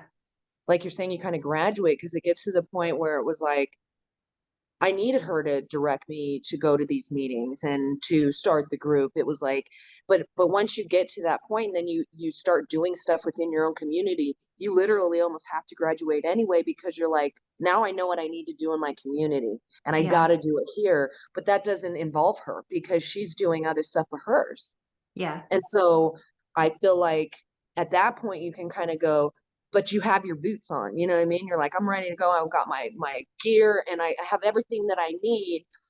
It would be more just to go back and kind of learn a few things. But I feel like people have to be willing to graduate. It's like leaving your parents' house, kind of like you know that you're gonna go out and be on your own. It's scary. And it's like, but you know, you kind of got to go through it in order to grow too, and like know that you can be separate from them. Yeah. You know, you're no longer under their wing. It's like you got to become an adult and do things on your own. And so I Yeah. feel like it's kind of a similar thing in that where we have to, I'm not saying go like don't have anything to do with her. That's not at all. But I feel like still take what she's given you and use it. Don't just wait Hmm. for her to keep giving you more stuff. It's like, And then hone it and make it better. Like yeah, I know that a lot of the stuff is like baby step stuff that none yeah, of us knew how to do. Go to a right. school board, write a letter, these simple Yep. things. That is where we were. We were like in a very infantile state as a nation where we didn't know how to be active in any Right. of this stuff. So it's like, but I also feel like it was like almost like the first step was given and it was our job all along. So I'm Hmm. grateful for that first step because I Yeah. didn't even know how to lick a stamp at that point, pretty much. And look up an address of a congressperson. But like, then I started noticing, okay, I have to take this further, you know, and like Brad Hmm. likes to say, there has to be follow up. And like, you don't need Yes. that from her. It's like, you have to, she nudges these little things, and that's cool. It got us started on some stuff. But then it's like, um, find whatever it is that you're good at and Hmm. hone in on it. And like, who gives a shit what anyone else is doing? Like you know, like if you're going to go and you're going to go every single time and be there, you're just like, plant your boots firmly on the ground. Like, Yeah, this is my home now, guys. I live here. When you're here, that's I'm right. here. Like, let's hang out. Like, that's beautiful. For some people, it's something else. And Right. I think that as long as we're continuing forward, I just got to the point where it was like, we're kind of waiting as a community until, oh, it's a CTA, you know, Yes. and then it's like we're waiting. And I'm not blaming her for that because she's never No, condoned but sitting it's on your our fault, ass. really. because we should but still be wanting to do more. Do you know what I mean? Like, exactly. we It's can't all just on wait for us. her to say shit or get off the pot. Like, how high do you Yeah. want me to jump? It's like, if she's telling you to jump, go, okay, well, then I'm going to continue. Like you're saying, follow up. It's like, we shouldn't have to rely upon someone else saying follow up. It's like, Yes. that should be something that we're just doing, That because we're otherwise, doing. what's the point of that CTA if you're not even gonna? And that's where I If feel like, you know, don't wait on Tori to do something. And yeah. I feel like that's what people do. They're like, well, if she's not saying it, don't do it. Or if she, like, this is all you can concentrate on. And I don't think that that's even what she wants. I mean, she even says, don't believe me. That's what I'm saying. We should question her and go, Yeah. or just be able to go, hey, I kind of like, I'm just curious, but it's almost as if it's like you're going to the king and they're like, don't question them. They're doing it right. That I feel like that's her gatekeepers do that, Yeah. where it's like, don't question anything. It's like, why? I should be able to even question you. It's like the money that went disappeared. Nobody can talk about it. It's like, I donated 3 or 4 times, several $100s each time. And I'm like, so yeah, I'd like to know where it went. But it'll be things like, well, we've already talked about that, this and that. And that's It's where I in the feel like, past. Just move on. Don't bring it up. yeah, Unless it's your past or my past, then, we're going to right. judge it constantly. Yeah. But that's why I think it's important for us to, within our own movement, to stand our ground for what we believe in. Yes. Don't just let that go to the wayside. Like, still, like, yeah, even within that community, I'm still going to stand up for our rights or whatever it is, and not let someone just come in and dictate stuff. Yeah. And I don't want to dictate stuff for people. That's why half the time I'm like, I want my group to feel like they have a free space to go in there and feel comfortable and loved, and not like, oh my gosh, I can't share this. Yeah. I've always wanted it to be a space like that. And that's what's so great about it, is that it isn't that hard, Yeah. but it's like, if people are constantly working to destroy others, then yeah, that's what you're going to get, Yeah.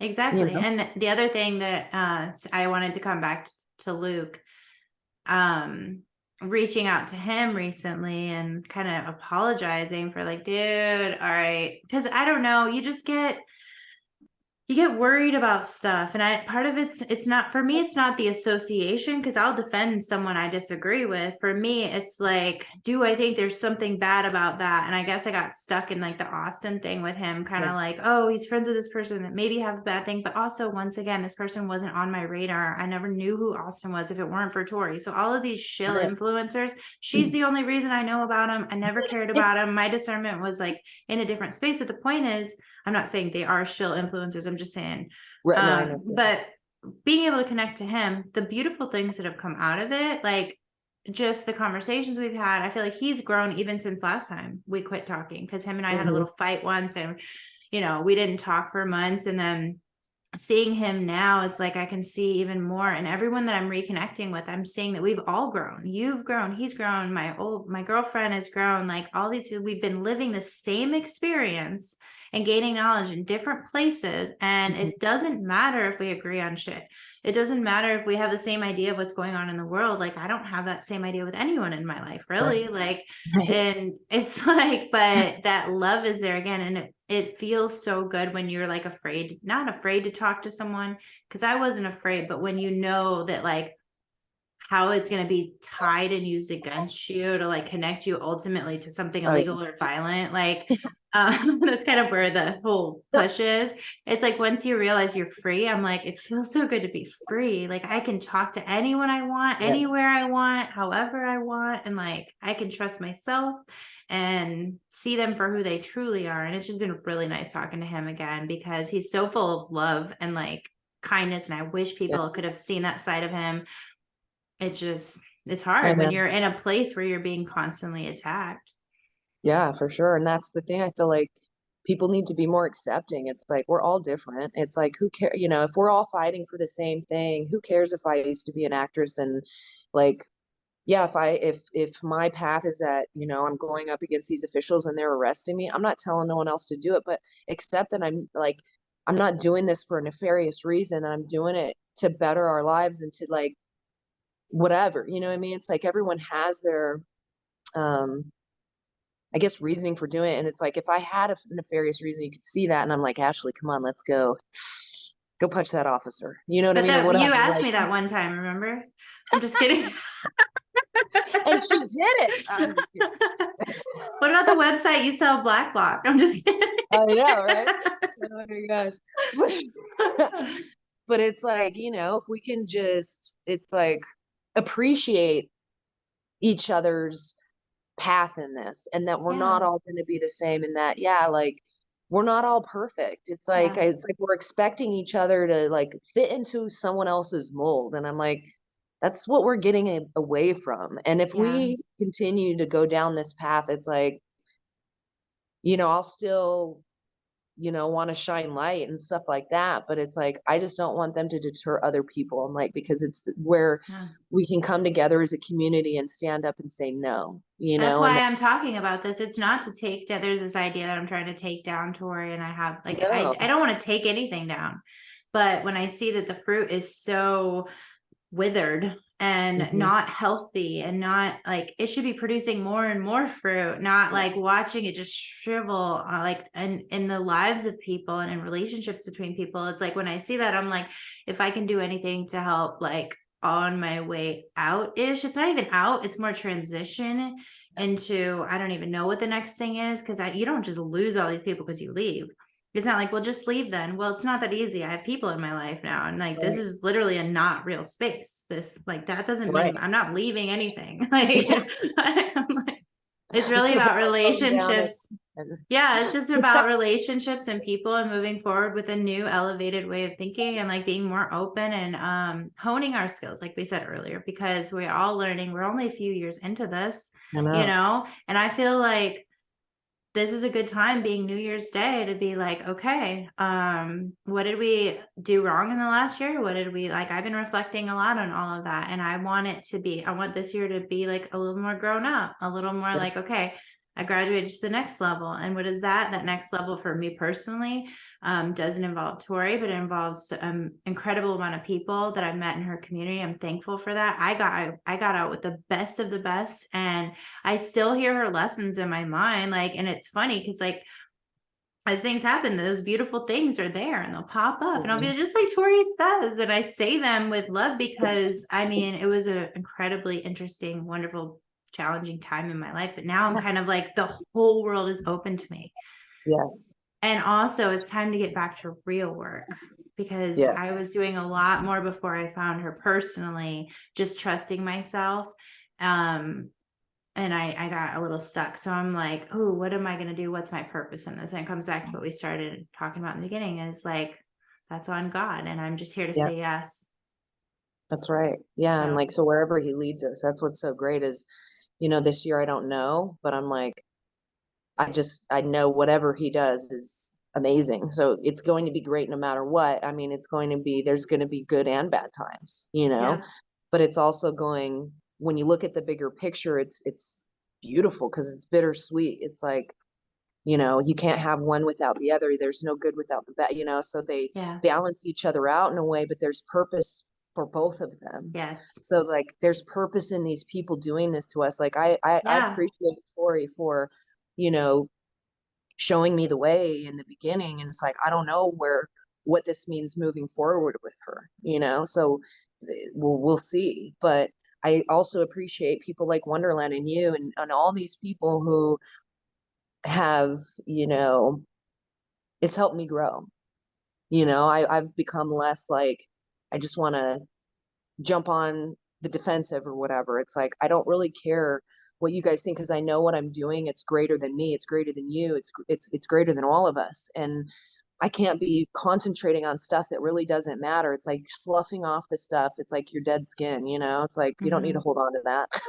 You don't really want yeah. to like carry it And along in you a bag. wouldn't learn how without that pressure cooker. It's Right. like you want to learn. It's like it was being at the gym every day trying to like exercise, and then you hear yourself lash out. And it was so beautiful in that way because it's like a microscope into your own shitty behavior because it's out there Yes. forever in front of 20,000 Yes. accounts or whatever. You're just like, oh, I said that, didn't I? Like, it Yeah. felt really good when I said it. And I then know.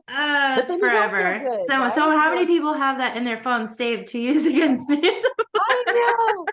Oh my gosh. But yeah, Oh no, my it was a good growth. It was definitely good growth. And now I want to go where the yeah. fruit is alive and thriving and well, and I Yes. can see God working, and I'm so excited. I appreciate you coming on. I love you so much. Love you too. you have always been such a light and a joy, and it's been beautiful to watch you grow as I'm growing, because it's rare that you find friends you can grow with. And is there anything else you'd like to say as we wrap up? Yeah, it's just been beautiful. Thank you so much for the opportunity to come on here and like whenever I do my show, I'm always like, I feel like I'm all over the place. So I hope it's helpful to people, or just gives them another um, view that maybe they didn't see. But I just appreciate you and doing this. And I think it's so important. And I'm so happy to be here with you doing it. And I know how strong you are. I've seen you grow. I mean, even just since you reached out to me, like that was, I know that took a lot for you to do. And it meant the world, because I always, like I said, it's like I just wanted to welcome you with open arms. And it's like that's why I'd like to talk to Wonderland or whoever. It's like I'm not going to turn you away. I'd more like to want to talk to you, to be like, let's get to a good place, Yeah. because I would rather be in those good places than these places of where it's like, I mean, even in like my community here, I'm like, people will talk to me about people, and I'm like, well, they just don't like me. It's like I can't give you any other explanation. I don't have a problem with them, but it's like I hate that. I want people, like I want to just be kosher with people and just loving. And so, Yeah. thank you for giving the people the space to do this, and the information to help guide them in their own discernment as well. So I love you so much. I love you too.